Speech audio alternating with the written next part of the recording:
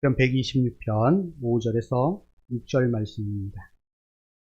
찾으신 줄 알고 합니다. 눈물을 흘리며 씨를 뿌리는 자는 기쁨으로 거두리로다. 울며 씨를 뿌리러 나가는 자는 반드시 기쁨으로 그 곡식단을 가지고 돌아오리로다. 감사하는 그 이유가 뭘까요? 하나님의 그 인자하심과 선하심을 우리가 경험했기 때문입니다. 그것이 바로 은혜이고 그 은혜를 받았기에 감사하는 것입니다. 그러니까 은혜와 감사는 불과 은혜의 관계다라고 할 수가 있습니다. 우리 모두는 다 하나님의 은혜를 받은 자입니다. 그렇게 하나님 앞에 감사해야 하는 것은 지극히 당연하다라고 할 수 있습니다. 오늘 특별히 추수 감사 주일입니다. 봄에 씨를 뿌리고 가을에 추수의 그 기쁨이 있습니다. 그런데 그 추수의 그 원리가 있습니다. 수학의 원리라고도 할 수 있고 그 과정이 있습니다. 그 과정을 우리 한번 살펴보면서 함께 은혜 나누고자 합니다. 첫 번째는 기경하는 것입니다. 기경은 갈아엎는 것입니다. 우리 복음서에 보게 되면 씨 뿌리는 비유가 있습니다. 그리고 그 씨 뿌리는 비유에는 네 가지 땅이 나옵니다. 길가, 돌밭, 그리고 가시밭, 가시떨기밭, 그리고 좋은 땅 이렇게 있습니다. 좋은 땅이 되기 위해서는 기경이 필요합니다. 갈아엎어야 합니다. 길가는 사람들이 밟고 지나가기 때문에 딱딱하게 굳은 땅입니다. 그 굳은 땅을 갈아엎어야 좋은 땅이 됩니다. 뿐만 아니라 돌밭은 거기 돌들을 다 걷어내고 그리고 갈아엎어야 좋은 땅이 될 수 있습니다. 가시떨기밭은 가시떨기를 다 걷어내고 그것을 또 갈아엎어야 좋은 땅이 됩니다. 그러니까 좋은 땅이 되기 위해서는 길가나 돌밭이나 가시떨기밭을 갈아엎는 기경하는 그 수고가 반드시 따라야 좋은 땅이 될 수가 있습니다. 과거에 일제시대 때 연해주에 살고 있었던 우리 조상들이 있었습니다. 그들이 연해주는 지금의 러시아 땅인데 그 연해주에 살고 있었던 조선인들을 이 소련 정부가 강제 이주를 시켰습니다. 그곳이 어딘가 하면 지금의 우즈베키스탄이나 뭐 카자흐스탄, 또 소위 중앙아시아라고 하는 그곳으로 강제 이주를 시켰습니다. 그 땅은 동토입니다. 동토, 얼어 있는 그러한 사람들이 살기에는 참으로 척박한 그러한 땅. 그런데 그 조선인을 일컬어서 고려인이라고 하는데, 까레이스키, 그 사람들이 그 동토 땅, 그곳에 가가지고 했던 것이 무엇이냐면, 쓸모없는 황무지와 같은 땅을 갈아엎는 그 수고를 했습니다. 때로는 땀을 흘리고, 그 끊임없는 그 수고의 결과로 그들이 먹고 살고 지금은 부유한 그런 삶을 살아갈 수 있게 되었던 것입니다. 그렇게 반드시 땅을 기경하는 그 수고가 필요합니다. 두 번째는 그곳에 씨를 뿌려야 합니다. 씨를 뿌려야 합니다. 씨를 반드시 뿌려야 봄에 적절한 때에 씨를 뿌려야 그 씨가 열매를 맺게 되어 있습니다. 뿐만 아니라 그 씨를 열심을 다해서 가꾸어야 합니다. 씨를 뿌려만 놓고 그냥 내버려 두면 그 씨는 결코 잘 자랄 수가 없습니다. 열매를 맺을 수가 없습니다. 가꾸어야 되는 그 수고가 반드시 필요합니다. 물을 줘야 되고 그리고 피를 뽑아주는 그 수고, 가꾸는 그 수고가 반드시 있어야 합니다. 여기까지가 우리 인간들이 할 수 있는 여기까지가 바로 인간의 힘으로 할 수 있는 한계입니다. 그 다음은 어떻게 해야 되느냐? 바로 맡기는 것입니다. 이런 것입니다. 앞에 1번부터 3번까지는 우리 사람의 힘으로 할 수 있는 것이지만 4번 맡겨야 되는 그 이유는 인간의 힘으로 할 수 없는 태양의 빛을 비추고 그리고 이른 비와 늦은 비와 같이 필요하고 적절한 때에 하나님께서 그것을 제공해 주셔야만 풍성한 열매를 맺게 될 수가 있습니다.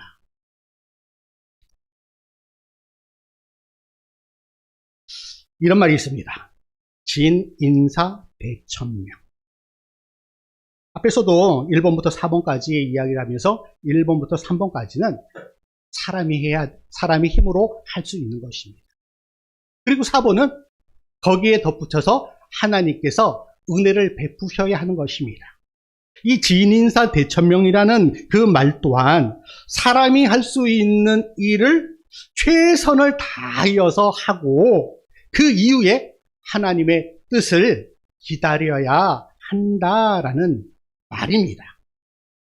사람이 할 수 있는 최선의 것을 하고 그 나머지는 온전히 맡겨드리는 것, 그것이 바로 진인사 대천명이다라고 할 수가 있습니다. 오늘 본문에서도 이렇게 말씀합니다. 눈물을 흘리며 씨를 뿌리는 자는 기쁨으로 거두리로다. 울며 씨를 뿌리러 나가는 자는 반드시 기쁨으로 그 곡식단을 가지고 돌아오리라. 자, 여기 보면 빨간 글씨로 된 거, 눈물을 흘리며 씨를 뿌리는 자, 울며 씨를 뿌리러 나가는 자.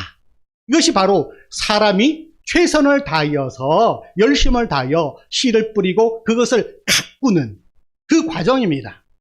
그 이후에 하나님의 그 은혜 가운데 하나님께서 풍성한 열매를 맺게 해 주셔서 파란 글씨처럼 기쁨으로 거두고 기쁨으로 그 곡식단을 가지고 흥겹게 즐겁고 기쁜 마음으로 돌아올 수 있게 되는 것입니다.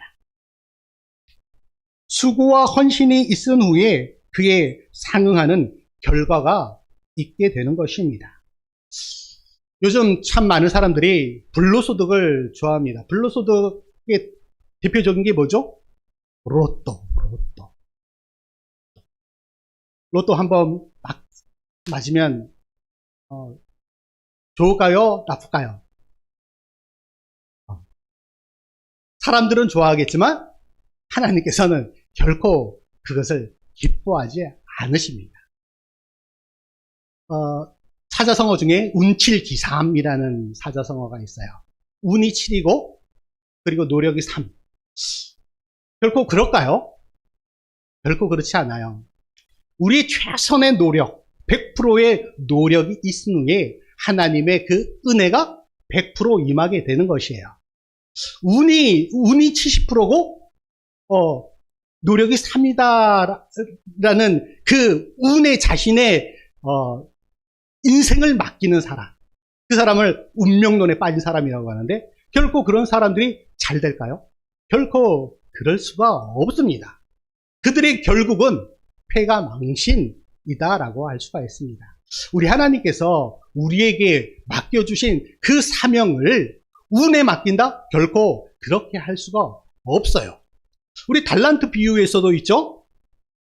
주인이 5달란트, 2달란트 맡긴 그 종은 최선을 다하여 나에게 맡겨주신 그 주인의 그 뜻을 깨닫고 최선을 다하여 자신에게 맡겨주신 그 달란트를 선용을 했어요. 열심을 다하여서 그것을 선용을 했어요. 그랬더니 5달란트, 2달란트의 그 축복이 그 가운데 임했어요. 하지만 게으른 종이었던 1달란트 맡은 자는 운에 맡겼던 것이에요. 그것이 운에 맡겨. 혹시라도 내가 이것을 가지고 나가서 장사라든지 무엇을 했을 때 이 맡겨진 이 1달란트를 혹시라도 까먹으면 어떻게 될까? 라는 그 생각이 결국은 그 한 달란트 맡은 그 종이 바깥에 나가 슬피 울게 되는 그러한 상황을 맞게 된다라는 사실입니다. 노력 없는 소득은 결코 우리 하나님께서 기뻐하지 않으신다라는 사실입니다. 고린도전서 3장 7절에 이렇게 말씀하십니다. 심는 이나 물 주는 이는 아무것도 아니로되 오직 자라게 하시는 이는 하나님 뿐이시다. 이 말씀에서도 우리 사람이 열심을 다해 심고 물 주고 했을 때 하나님께서 거기에 더하여 하나님께서 자라게 하시고 풍성한 열매를 맺게 하신다라는 사실입니다.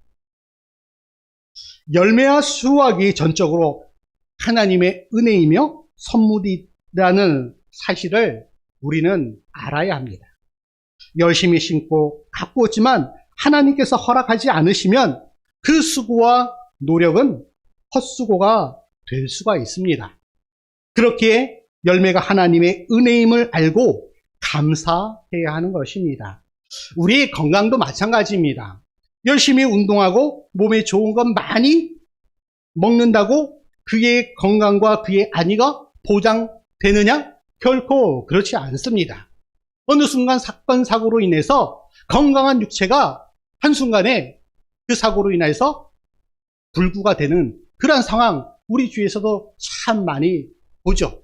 그렇기에 우리가 최선을 다하여 나에게 맡겨주신 그 몸과 우리의 영혼을 갖고 가면 하나님께서 거기에 더하여 주시는 그런 축복들이 우리 삶 가운데 있다라는 사실을 우리는 항상 기억해야 합니다. 누가복음 17장에 이런 내용이 나옵니다. 예수님께서 10명의 나병 환자를 치료하시는 그 장면이 나옵니다. 누가복음 17장 11절에서 13절에 이런 말씀이 있습니다. 예수께서 예루살렘으로 가실 때에 사마리아와 갈릴리 사이로 지나가시다가 한 마을에 들어가시니 나병 환자 10명이 예수를 만나 멀리 서서 이렇게 외칩니다. 주여 우리를 긍휼히 여겨 주시옵소서. 그 말은 내가 지금 나병으로 인하여서 고통 가운데 있는데 나를 낫게 해 주십시오 라고 10명의 나병 환자가 예수님을 향하여서 그렇게 외칩니다. 이때 예수님께서 이렇게 말씀하십니다. 지금 이 순간 너의 병이 나았으니 대제사장에게 가서 확인을 하라. 이 말은 대제사장에게 확인하라라는 것은 이제 모든 나병이 완전히 치료가 되었기 때문에 확인을 받아라. 당시에 이스라엘은 나병이나 이런 병에 걸렸을 때, 이런 피부병이 걸렸을 때 반드시 안전하게 치료되었다는 그 확인을 대제사장이 해 주었습니다. 그렇기에 예수님께서 대제사장에게 가라라고 말씀하신 것은 이제 모든 것이 다 나았기 때문에 거기 가서 확인을 받아라 라고 이야기를 한 것입니다. 그리고 이 10명의 나병 환자가 대제사장에게 가서 확인을 받았습니다. 그런데 그 중에 한 사람만 예수님께 돌아오게 됩니다. 그래서 15절 16절에 보면은 그 중에 한 사람이 자기가 나은 것을 보고 큰 소리로 하나님께 영광을 돌리며 돌아와 예수의 발 앞에 엎드려 감사하니 자신이 하나님의 그 은혜로 완전하게 그 병이 나았기에 가장 먼저 한 것이 하나님께 영광을 돌린 것이었습니다. 그리고 예수님 발 앞에 엎드려서 예수님께 감사를 돌렸다라는 사실입니다. 9명은, 자, 여기 한번 봅시다. 10명이 갔는데 9명은 돌아오지 않고 1명만 돌아와서 하나님 앞에 영광을 돌렸을 뿐만 아니라 예수님께 감사를 드렸어요. 그랬더니 예수님께서 이렇게 말씀을 하십니다. 그에게 이르되 일어나 가라. 내 믿음이 너를 구원하였느니라 하시더라. 9명은 그냥 나은 것을 보고 그냥 갔어요. 근데 이 한 명은 다시 돌아와 하나님께 영광을 돌리고 예수님께 감사를 했더니 그가 어떻게 됐어요? 구원을 얻었어요. 자, 앞에 9명은 단지 육체만 나음을 입었어요. 그런데 이 한 명, 이 사마리아인은 몸의 육체가 나을 뿐만 아니라 그는 구원을 얻었어요. 그 구원을 얻게 된 것이 믿음이다라고 얘기를 해요. 그렇게 감사와 믿음은 뭐 동전의 양면 이야기 참 많이 나오는데 감사와 믿음 그리고 감사와 은혜 이것은 동전의 양면과도 같아요. 그래서 오늘 말씀의 제목이 은혜를 감사로 해요. 내가 받은 그 은혜를 받았기 때문에 그 은혜를 나의 삶을 통하여서 나의 입술로 하나님 앞에 감사를 올려드리는 것이다 라는 사실입니다. 오늘 아까 우리가 찬양할 때 429장을 찬양을 했어요. 여기 보면 이러한 구절이 나옵니다. 받은 복을 세어보아. 근데 이 중에 요 구절을 이렇게 찬양하시는 분이 있어요. 받은 복이 아니라 받을 복을, 그런 분이 있죠. 받을 복을 세어보아라. 저는 이분들이 참으로 믿음이 좋다라고 생각해요. 보통 우리가 받은 은혜에 대해서 감사를 하잖아요. 그런데 이분들은 앞으로 미래에 받을, 하나님께서 베푸실 그 은혜를 받을 것에 대해서 감사를 하고 있어요. 그러니 받은 복을 세어보는 사람보다 받을 복을 세어보는 사람들이 더 믿음이 좋다라고 저는 생각이 듭니다. 마가복음 11장 24절에 이런 말씀이 있어요. 무엇든지 기도하고 구하는 것은 받은 줄로 믿으라. 우리가 기도하는 이유가 무엇이에요? 받은 것에 대해서 감사하기 위해서 기도하나요? 그것도 그렇게 또 기도하죠. 하지만 우리가 간구라고 하는 거 있죠. 간구는 앞으로 되어질 일, 앞으로 내가 받을 그 은혜, 앞으로 받을 그런 축복, 이것을 미래에 있는 것을 지금 현재로 당겨와서 하나님 앞에 기도하는 것이에요. 그러니까 받을 그 축복을 지금 현재 이 시점에서 내가 하나님 앞에 감사함으로 기도하는 것. 그것이 믿음이에요. 그리고 받은 줄로 믿으라. 그 앞에 보면 23절에 보면 이루어질 줄 믿고, 이런 말씀도 있어요. 이루어질 줄 믿고. 이거는 과거, 현재, 미래 어디예요? 미래예요. 미래. 이루어질 줄 믿고 받은 줄로 믿고. 이것이 아주 큰 믿음이다라고 할 수가 있습니다. 시편 50편 23절에 이런 말씀이 있습니다. 감사로 제사를 드리는 자가. 여기서 감사로 제사를 드린다라는 것은 감사함으로 우리가 하나님 앞에 예배를 드리는 것이에요. 뿐만 아니라 제사를 드릴 때 그 제물이 감사예요. 감사. 하나님 앞에 내가 받은 거, 앞으로 주실 것에 대한 그 감사를 하나님 앞에 가지고 나와서 하나님, 내가 이렇게 받았습니다. 하나님께로부터. 그리고 앞으로 주실 것에 대해서 내가 지금 이렇게 감사를 가지고 주님 앞에 예배를 드립니다. 라고 그렇게 고백을 하는 것이에요. 그렇게 감사로 제사를 드리는 자가 나를 영화롭게 하나니 그의 행위를 옳게 하는 자에게 내가 하나님의 구원을 보이리라.